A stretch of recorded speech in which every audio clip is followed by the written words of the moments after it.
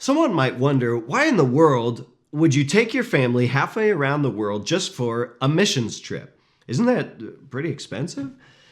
Couldn't you be doing other things with your time? And I wanted to give several bullet point answers as to why our church is going to the Philippines. First, because almost every missionary asks us to come. That's the first reason right there.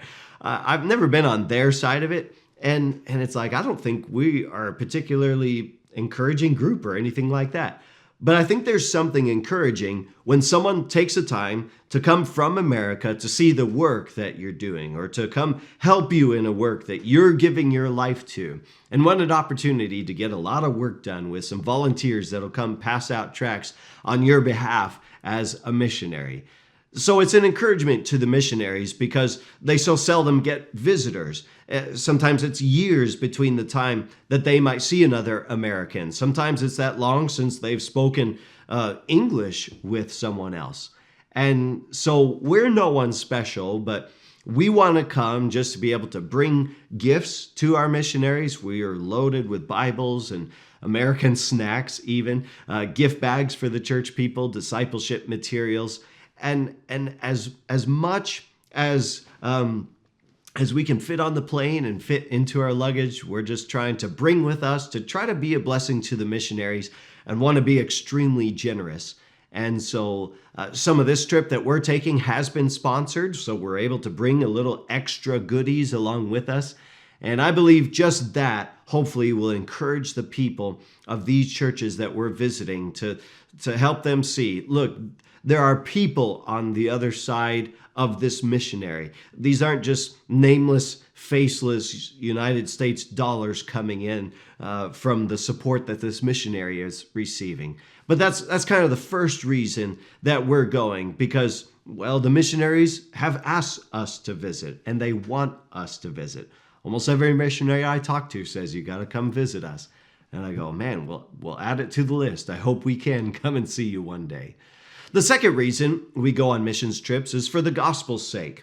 We want to personally preach the gospel, not only in our own town, but also across the world. And going on missions trips allows us to partner personally with others around the world who are preaching the gospel to every creature. What an opportunity to preach the gospel. And we have many opportunities in the Philippines trip coming up to spread the word on the streets, to spread the word in public schools, to have youth evangelism opportunities and church services. And we'll have many, many chances to preach the gospel for this upcoming trip. Third, we go on missions trips for the exposure. I love that my kids will see a place that's so much different than California. We visited Durango, Mexico a few years ago, and that allowed us to have a lot of good conversations after that about, maybe they're fussing and arguing about something they're just showing. You're just being selfish. And I love that we can expose them to the needs of this world. It helps put our lives in perspective, and that is such a good thing for us. So it not only exposes us through the social issues more clearly, but it exposes us also to the spiritual battles more clearly too. The missionaries see spiritual warfare. Sometimes it seems like they see it on a much clearer level than we often do. Seems like they're exposed to some of the strongest spiritual battles out there on the front lines. And so missions trips allow us to be exposed to some of that as well. Fourth, missions trips are a great challenge to our people. If we can minister overseas, then it's like, wait a minute, why can't we do that at home too? Or if someone can enjoy church and love Jesus without all the nice things that we have in America, and we see church members overseas that are doing just that, then it's like, well, why are we getting all upset about the silliest things? So missions trips are a great challenge to our people. It challenges our people in the preparation. We want to prepare more. We're preparing now for singing and soul winning and ministering in ways that are outside our comfort zone, but we should be doing that at home too. It challenges our people to pray more. When we hear about our missionary updates, then we now have a real life example of what they're talking about, and sometimes the very people that they're talking about. So we can pray more specifically too. It challenges our people to give more. It's amazing to us to see how far our US dollars spread. I want to give money toward eternally rewarding things.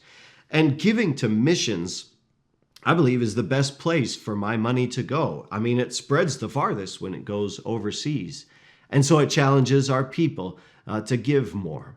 It also challenges us to be more zealous. When you reframe your thinking in terms of what this missions trip is about, man, it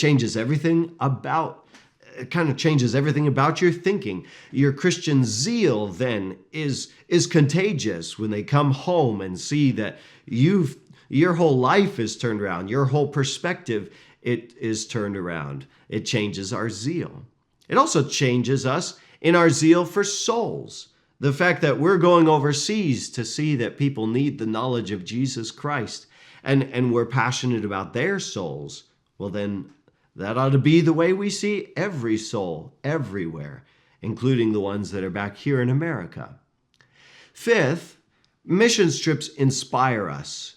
So it's not only the challenge side in the previous port, but that it's not just guilt. I'm not just guilted and challenged to do more, but man, missions trips inspire us to do more, to be more, to pray more, to give more, to serve more. It's not that I have to because I feel guilty, but it's like, man, I want to. And missions trips help with that. Sixth, missions trips help us appreciate what we have. I know I often so much take for granted how much I have, and missions trips help me to just be more thankful for the many blessings of God. These blessings include resources. It is just so easy to open up a computer or phone and get whatever I want right at my fingertips as quickly as I want. It's the resources that we have available at our church family. I'm so blessed with what we have. We're so blessed by our church services. Brother Jason Russell, a missionary to Papua New Guinea, recently talked about coming home on furlough for the first time. His first furlough was such a challenge because he's hearing a church choir special, and he's going, man, the music was just so powerful. And he said, I was almost tempted just to stay in America and enjoy the blessings of the simple things like choir specials again. And he says, I don't hate the blessings of American churches. I just love Jesus more.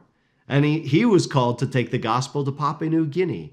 And so that's his calling. But missions trips can remind us we have so much to be thankful for.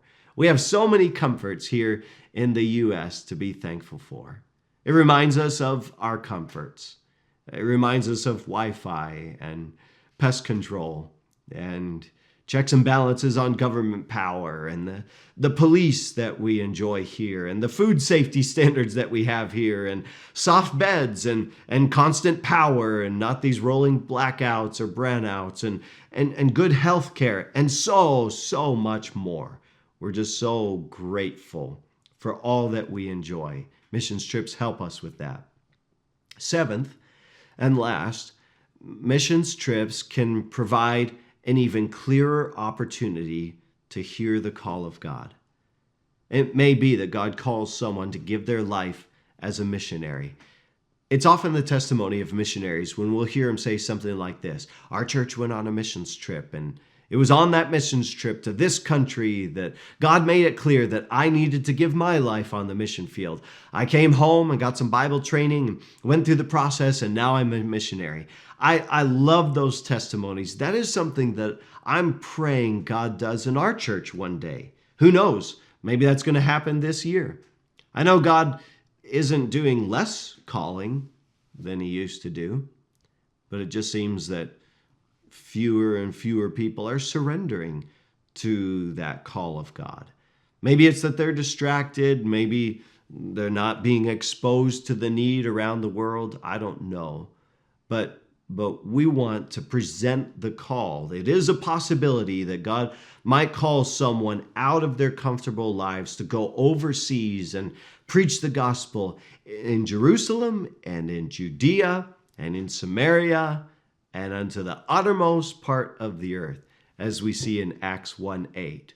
Well, I'm praying that this video might even be part of that process that God uses to confirm the call of God, perhaps in your heart, perhaps in someone that you know. So these are a few of the reasons that we go on missions trip.